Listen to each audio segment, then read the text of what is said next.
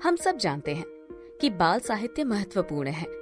हालांकि एक प्रमुख प्रश्न जो शिक्षकों के रूप में हमारे दिमाग में आता है वो ये है कि हम प्राथमिक कक्षाओं में पढ़ने वाले बच्चों के लिए उपयुक्त पुस्तकों की पहचान, चयन और प्रबंधन कैसे करें।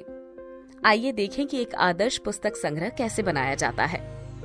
संग्रह की गई कहानियां ऐसी होनी चाहिए जो बच्चे के पढ़ने के कौशल का विकास करें। हमें ये सुनिश्चित करने की आवश्यकता है कि बच्चों के लिए पर्याप्त किताबें हों जो शुरुआती और धारा प्रवाह पाठकों दोनों की जरूरतों को पूरा करती है और उन्हें बच्चे के पढ़ने के स्तर के अनुसार तैयार किया गया है। इसी को ध्यान में रखते हुए किताबों का स्तरीकरण करने के लिए ग्रो बाय मॉडल विकसित किया गया है। रूम टू रीड द्वारा प्रदान की जाने वाली किताबें अलग अलग रंगों द्वारा स्तरीकृत की गई है जो ग्रो बाय मॉडल पर आधारित है।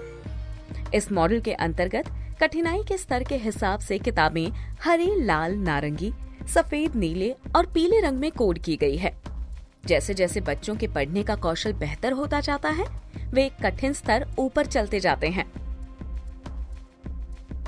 हमें ये भी सुनिश्चित करने की जरूरत है कि कहानी का कथानक, विषय वस्तु, विषय सभी उम्र के हिसाब से हों और बच्चों के विभिन्न रुचियों को पूरा करते हों।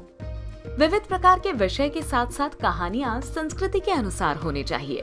सबसे अच्छा ये होगा कि कुछ कहानियां बच्चों के परिवेश से जुड़ी हुई हो, जिसमें पारिवारिक पृष्ठभूमि, स्थान, संस्कृति, परंपराएं शामिल हो, जो उनकी पहचान और अपने बारे में जानकारी हासिल करने में मदद कर सकती है।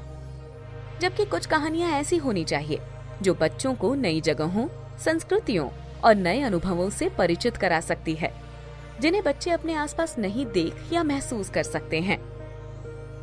एक अच्छे पुस्तक संग्रह में विविधता और समावेशी पुस्तकें सम्मिलित होती है, जैसे कि लिंग, धर्म, जाति, वर्ग, क्षमता, रूप रंग, पारिवारिक संरचना, शहरी, अर्धशहरी, ग्रामीण, स्थान, उम्र, नस्ल, समानता और काफी कुछ।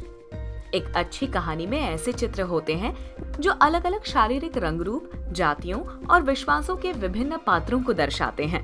एक अच्छी कहानी विभिन्न समुदायों, संस्कृतियों, व्यवसायों का प्रतिनिधित्व करने का प्रयास करती है और उन्हें स्वीकार करने का संदेश देती है। किसी भी तरीके से इसे समाज में मौजूद रूढ़िवाद का समर्थन नहीं करना चाहिए, बल्कि सक्रिय तौर पर उन्हें तोड़ना चाहिए। उदाहरण के लिए रसोई घर में एक पुरुष को दिखाना। हालांकि ये बहुत ही सलीके से किया जाना चाहिए, क्योंकि बहुत से बच्चों के पूर्वाग्रह वे जो अपने आसपास देखते हैं उसी के अनुसार तैयार होते हैं। बच्चों को विभिन्न प्रकार के साहित्य से परिचित कराने से उन्हें सहानुभूतिपूर्ण व्यक्ति बनने में मदद मिलती है, जो कठिनाइयों को स्वीकार करने के लिए तैयार होते हैं और साथ ही उनमें कठिनाइयों का सामना करने की क्षमता विकसित होती है।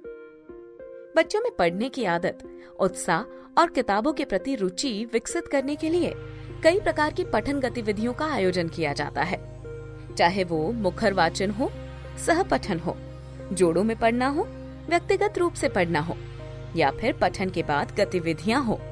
वास्तव में ये सभी गतिविधियां बच्चों को कहानी के सक्रिय रूप से जुड़े रहने में मदद करती है। धारा प्रवाह पढ़ने, मौखिक अभिव्यक्ति विकास, प्रेरणा और आत्मविश्वास पैदा करने के कौशल को विकसित करने के लिए मुखर वाचन गतिविधि की जाती है। अब हम जान गए हैं कि एक अच्छी कहानी में क्या क्या होना चाहिए, लेकिन क्या आप जानते हैं कि कहानी के किन पहलुओं पर अतिरिक्त सावधानी बरतनी चाहिए?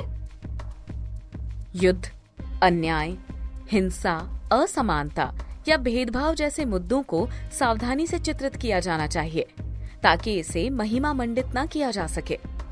इसके साथ ही उन कहानियों से बचना जरूरी है जिनमें स्पष्ट रूप से नैतिकता का संदेश हो। समालोचनात्मक और रचनात्मक सोच विकसित करने के लिए ये सबसे अच्छा है कि बच्चे कहानी का संदेश स्वयं प्राप्त करें। बच्चे किस तरह से सोचे इसे नियंत्रित नहीं किया जाना चाहिए। अभी हमने आदर्श पुस्तक संग्रह के विभिन्न पहलुओं पर चर्चा की। एक और महत्वपूर्ण पहलू है कि अच्छा पुस्तक संग्रह विभिन्न शैलियों और साहित्यिक शैलियों के मिश्रण से बना हो। उदाहरण के लिए कविता, कथा, नाटक, गैर कथा, आत्मकथाएं आदि। ये विभिन्न लेखन शैलियों के बारे में जानकारी देते हैं और बच्चों को न केवल अपनी शब्दावली बनाने में मदद करती हैं, बल्कि उनके लेखन कौशल को भी विकसित करती हैं। इन सभी को मिलाकर एक आदर्श पुस्तक संग्रह बनता है। आइए फिर एक आदर्श पुस्तक संग्रह बनाना शुरू करें।